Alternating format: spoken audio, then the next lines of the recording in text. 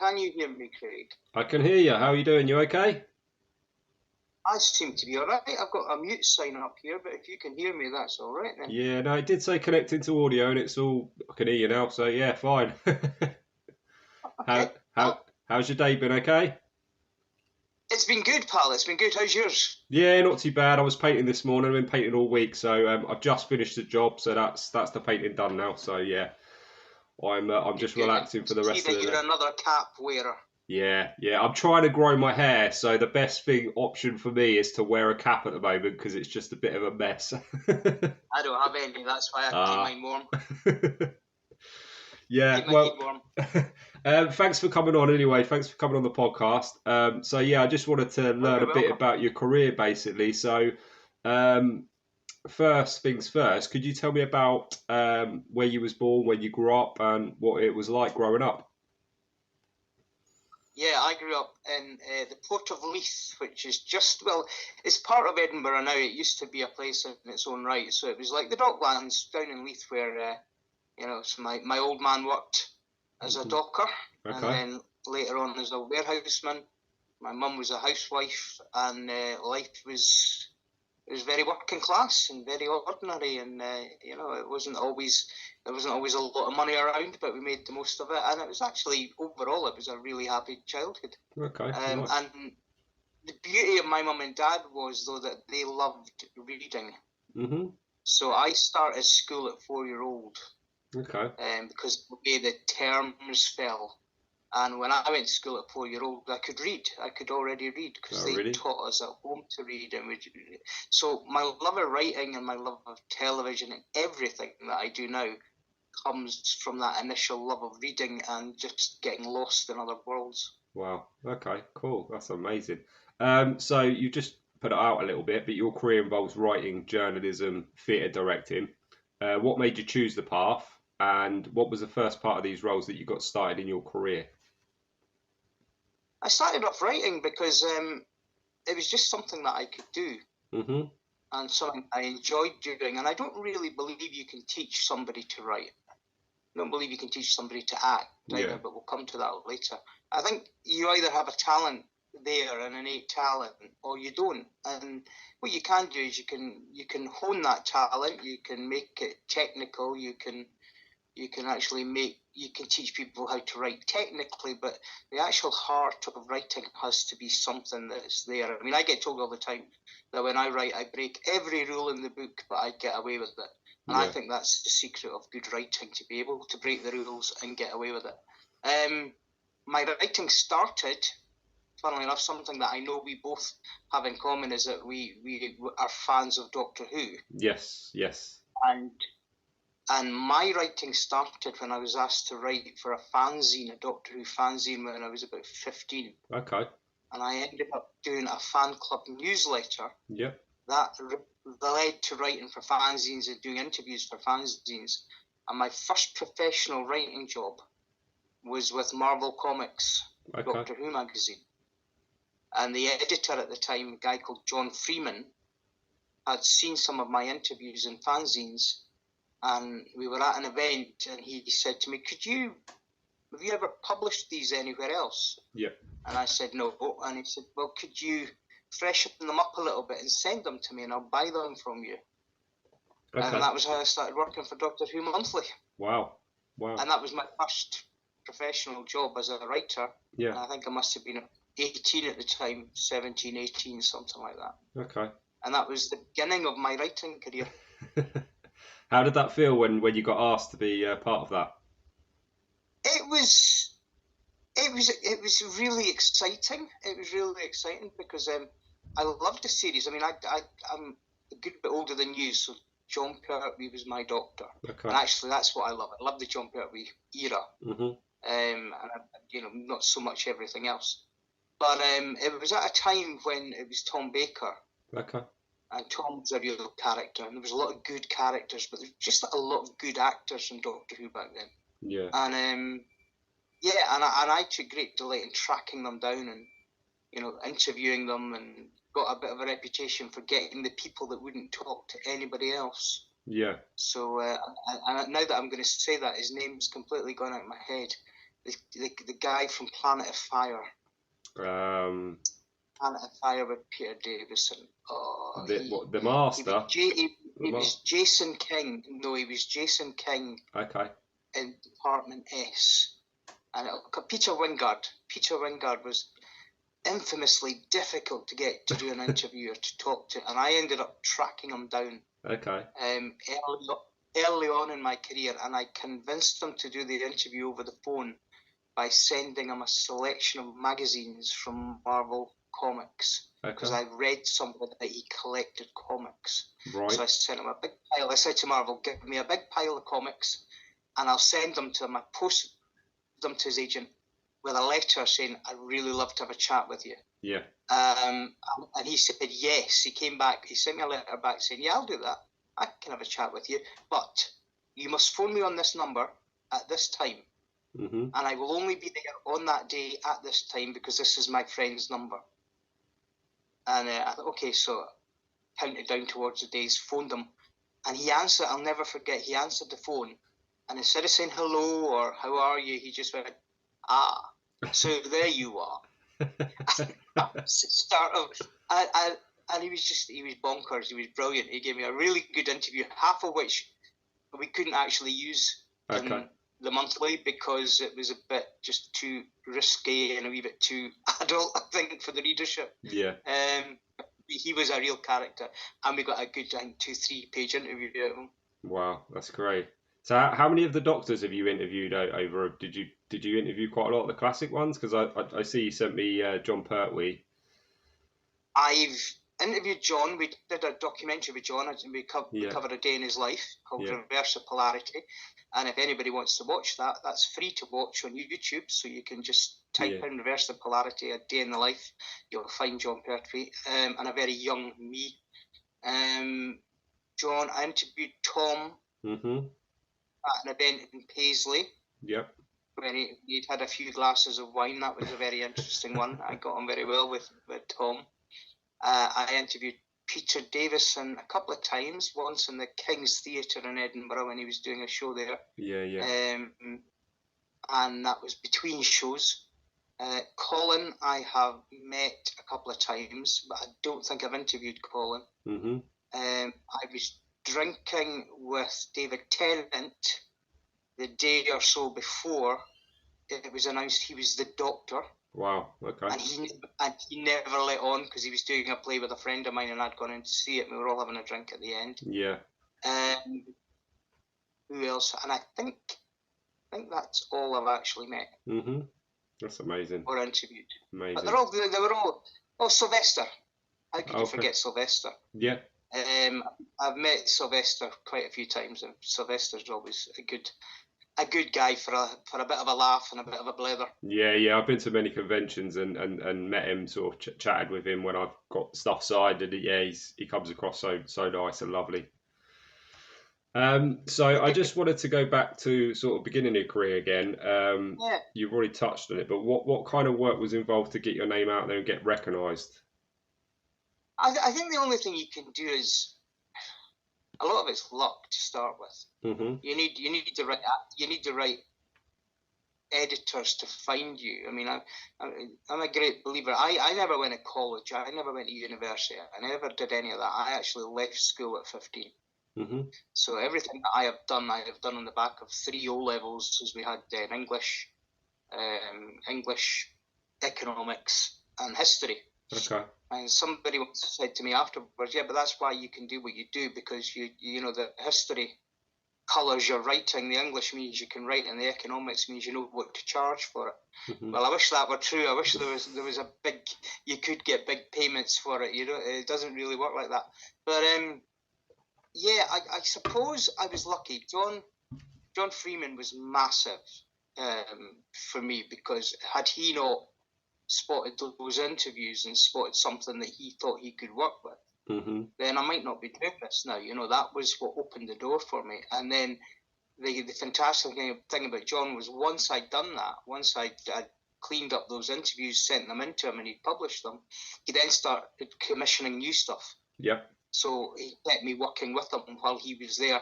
And I was still working on the monthly when Gary Russell took over as well. And I got to know Gary quite well, so I did stuff for Gary. Okay. And that was really the beginning of it. From there, I started writing for some in-house magazines, usually television magazines, things like that. I worked on Day Scotland, which was a newspaper up in Scotland at the time. And I relaunched that. They needed somebody to relaunch it as a magazine. So I sort of relaunched that in a completely different format, and that kept that going for a bit longer. I only did that for about a year. Okay. And then from there on, it really was just a case of making sure that when you wrote about, because there was no social media in those days. Yeah. There was no internet. There was no way of the only way you could get your name out there was by writing and people reading it in publications that they wanted to buy. Yeah. And I actually did that, and to be honest, the writing fell by the wayside a little bit, because then I also got into the theatre. So I was an actor. I started acting, then I started writing, and again the writing came around by sheer accident as well. The first thing I ever wrote to go on stage was what we called a Virgin's Guide to Rocky Horror. Okay. So it was basically the history of the Rocky Horror Show and how to do it. So all in an hour-long show. And that came about because we've been doing, I'd been acting, and the venue where I worked on the Edinburgh Fringe had contacted me this year and said, we've had a cancellation. Do you have anything you could put into this late night slot? And I said, no, but I'll write you something, and literally wrote it in a day. Wow. And then put a cast together, and a week later it was on stage. Amazing. And that was how that started. That was how the writing plays started. Again, just being in the right place at the right time. Okay, that's cool. That's amazing. Could you tell me about your work for the Edinburgh Evening News and what was involved in this role? And you was part of that for 19 years, I believe. Yeah, 22 years I was at the Evening News. 19 of them as their entertainment editor. I never wanted to write for a newspaper. I have never considered myself to be a journalist, and even today, after 22 years on a local paper, I'm not a journalist. I'm a writer. Okay. You'll not find me knocking on people's doors asking them how their parents died or what have you. You'll not find me doing reporter work. I'm not a reporter. I've never been a reporter. I don't want to be a reporter.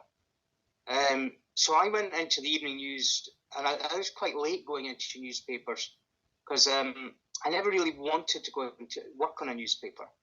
But when I was in my early 30s, I got asked to do reviews. So I started reviewing for the Evening News. So I did. And then after a wee while, it was only about 3 months, they came to me and said, we need writers. Or basically half their features desk, their feature writers, had gone on sick. They were either stressed or something, and they were running out of feature writers. That should have been a sign. And I said, well, I could do that because I've been writing features for magazines. I've been doing interviews for magazines. So they started hiring me to do freelance features that they tell me what they wanted, and I'd write a feature for them, and they put it in the paper, and they pay me for it. Okay. It got to the point where they were hiring me every day. And eventually the editor called me in and he said, look, we can't afford to pay you every day like this. It'd be cheaper for us to give you a job. Okay. And that's how I got the papers. And the only reason I accepted that job was because it was the Edinburgh Evening News. And the Edinburgh Evening News was the paper that I had been brought up with. That was the paper that the family read. It was a local paper. Everybody I knew bought the Evening News. To give you an example, when I went on board, I think they still had 3 editions a day. Okay. And they sold 70,000 papers a day. Wow. And the readership was 210,000 a day. Okay. Now, a local paper today is lucky to be selling 5, 6, 7,000 copies. Yeah. So that gives you an idea of how massive it was. It was everywhere. Yeah. So because it was my local paper and the paper that I'd grown up with, I decided that's what that I would do it and that I would take the job. Yeah. And after about 3 years, I was so bored with the job and so fed up about writing about people who couldn't get their kids into the right school or had an issue with the council or what have you, and making features out of that. I went into giving my notice, and my intention was to go and hand in my notice. 3 years I always think is good for a job. I like to do things for 3 years and then move on. And my intention was purely to go in and hand in my notice, come out and get back into theatre, do something like that. Mm-hmm. And when I went in, the editor said, well, what about if we offer you the job of entertainment editor? Okay.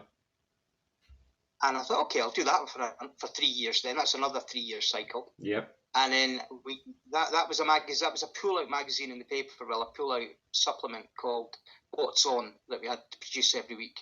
Okay. It had everything you could do in Edinburgh, so I had to reinvent that. After 3 years, that got changed to EHN, so we relaunched it. Mm-hmm. So I thought, well, that gives me another 3 years. And then after that, they said, we want to do a magazine now, and that became The Guide, and we relaunched it again as The Guide. And I just never left, basically. It was always my intention to go every 3 years. Yeah. I just ended up there for 22 years, which is far too long to be in one job. But I loved it. I met so many people. I've interviewed so many people through it, and you know, I wouldn't change a thing. Yeah, it's a big part of your career. You spent so long there, so yeah, it's probably holding you so many memories. You've already touched on the Gay Scotland newspaper, but I just wanted to know your involvement in the Scotsman as well. Could you tell me a little bit more about Scotsman, that? Yeah, I didn't really do much for the Scotsman. The Scotsman is when I started working with the Evening News. The Evening News and the Scotsman were the same. Well, they still are the same stable. So it was Scotsman Publications Limited. Okay. And Scotsman Publications Limited produced the Scotland on Sunday, the Scotsman, and the Evening News. Mm-hmm. So over the years, my work has appeared in all three of them at different times. But really, I never really aspired to be in any of them. It was always, for me, it was about being in the Evening News. Yeah. Okay.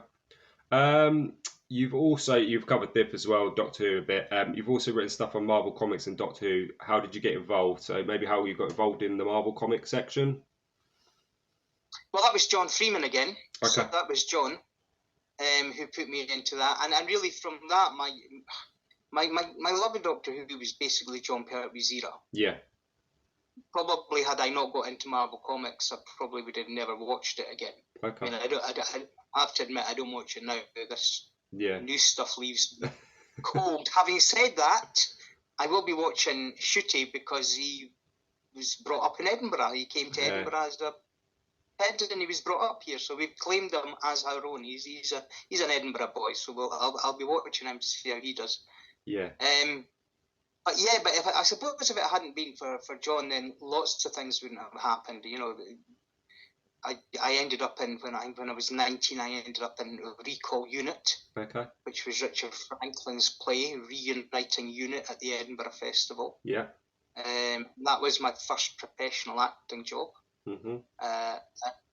Richard saw me in a play the year before. I'll never forget. I was sitting at a bus stop, waiting on my bus home after the show, and a car pulled up at the bus stop, and it was Richard, and he was driving, and he said, "If I write a part for you next year in a play, will you do it?" And I'd already met him a couple of times before that, and I went, "Yeah, of course you will." But you always, at the back of your head, you go, yeah, you're going to write a part for me. It'll never happen. People always say this. It's always promises, da-da-da-da-da. But 6 months later, a package fell through the door, and it was the first script for Recall Unit, the first draft. Okay. And I thought, okay, maybe it will happen. About 2 months after that, there was a knock at the door, and Richard was in Edinburgh, and he'd popped in to visit, see what I thought of the script and everything.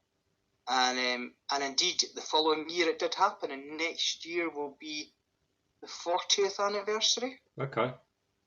Cool. I think, 40th anniversary of Recall Unit. Wow. 40 years ago. Where does the time go? I can't believe it. I know, it goes way too quick. Way too quick. Just moving back to Doctor Who and Marvel, what was your favourite part about being part of them shows and being a writer for them shows? Going down to London, because I had to go down to London about once a month or once every 6 weeks to meet up with John to discuss what was happening. And whenever I'd go down to London, I would go to Marvel, were then based in this wonderful building called Arundel House. Okay. which was a real old building just on the banks of the Thames, right in the heart of London. Mm-hmm. But it was like a warren. It was just like a maze. So when you went in, you know, and I've only got vague memories of it now because I was only there a few times when I visited.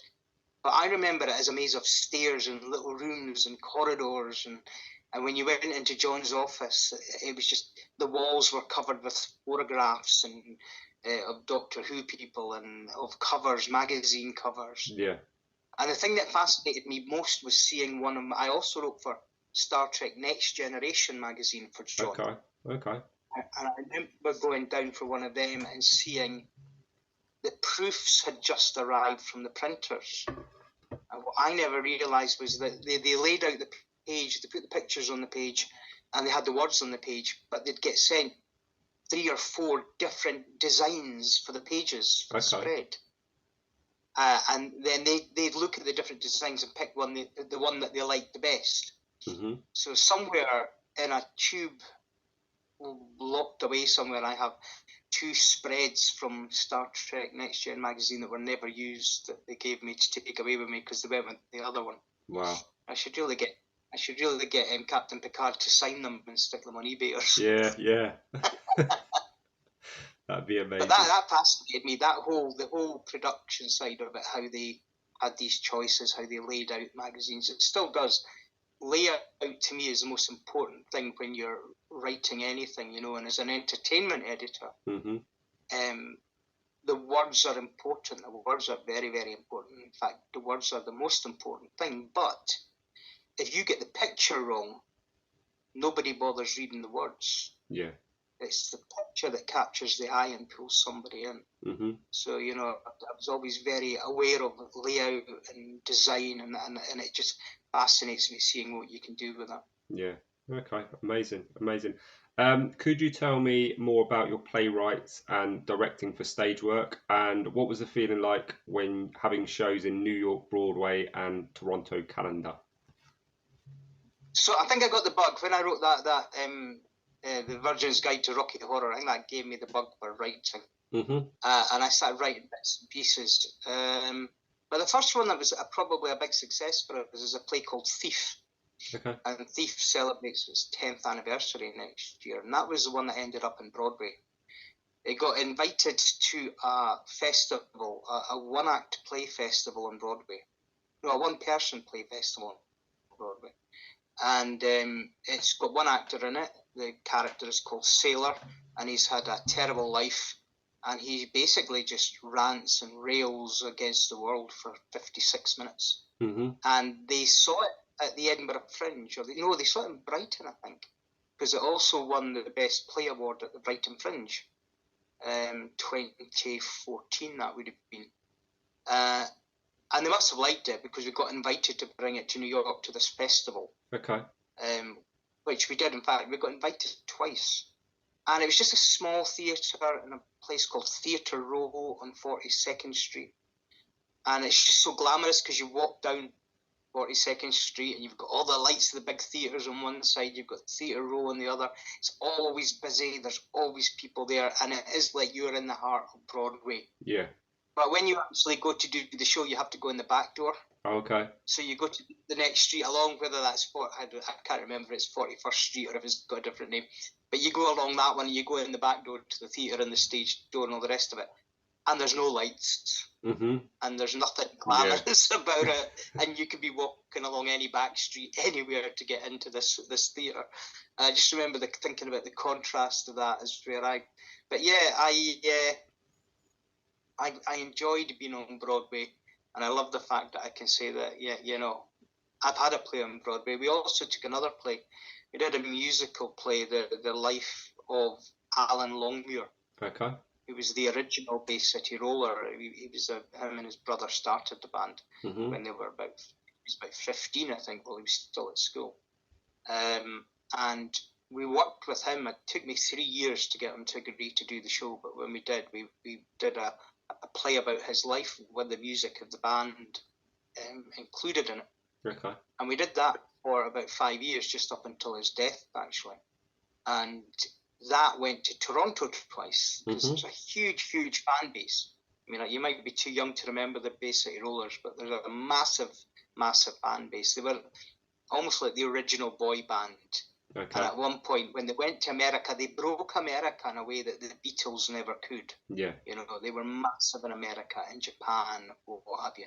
So we had Alan's story, and these fan groups would bring us to Toronto to do one night in a hotel in Toronto. They would build an entire stage and theatre in the hotel's, meeting rooms, big conference room.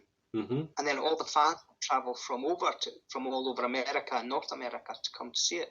Absolutely amazing. It was brilliant. Yeah, I bet it sounds amazing.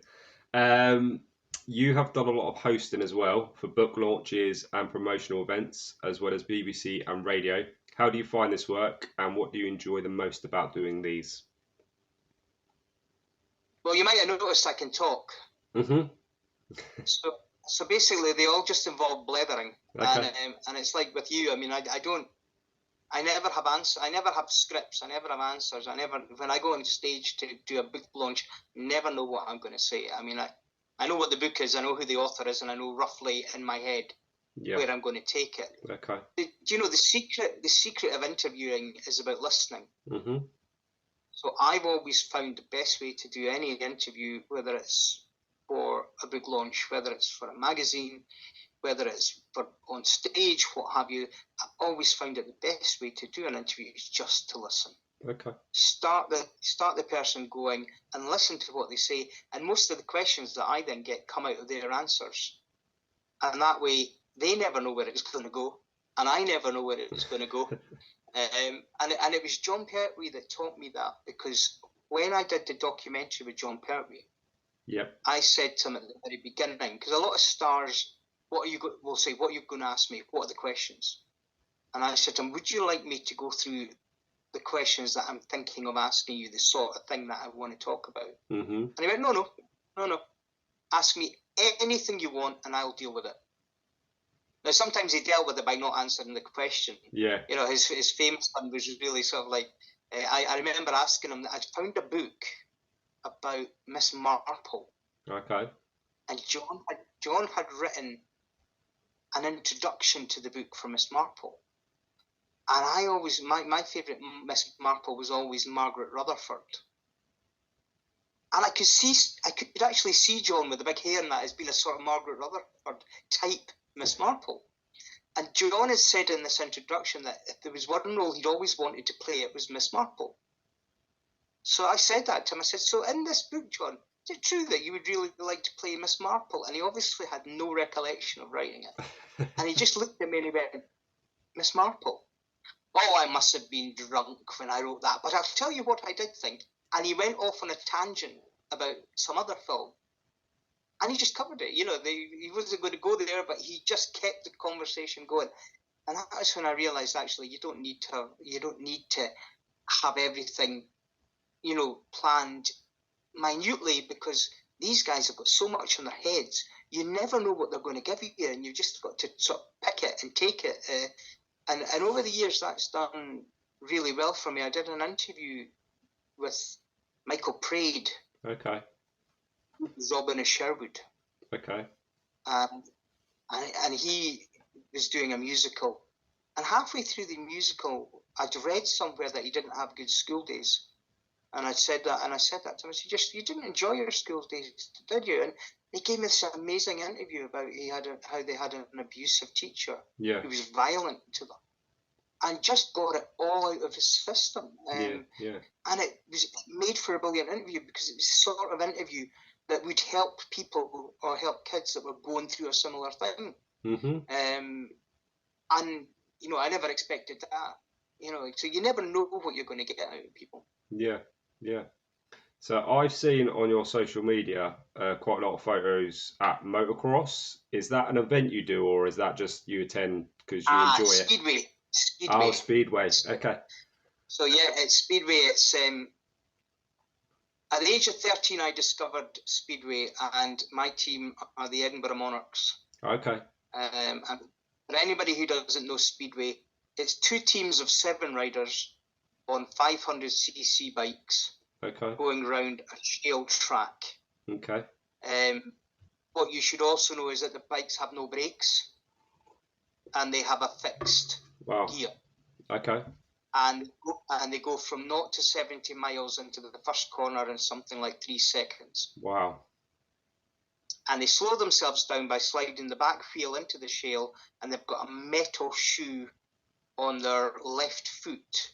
Okay. On their left boot, which basically they put down to go through the shale so they don't rip their boots off. And it's just quite the most exhilarating sport ever. I've been watching since I was 13, and now I am one of the meeting presenters. Okay. We have a double act, there's myself and a guy called John McGilvery, and we present all the Edinburgh Monarchs meetings. They're streamed around the world.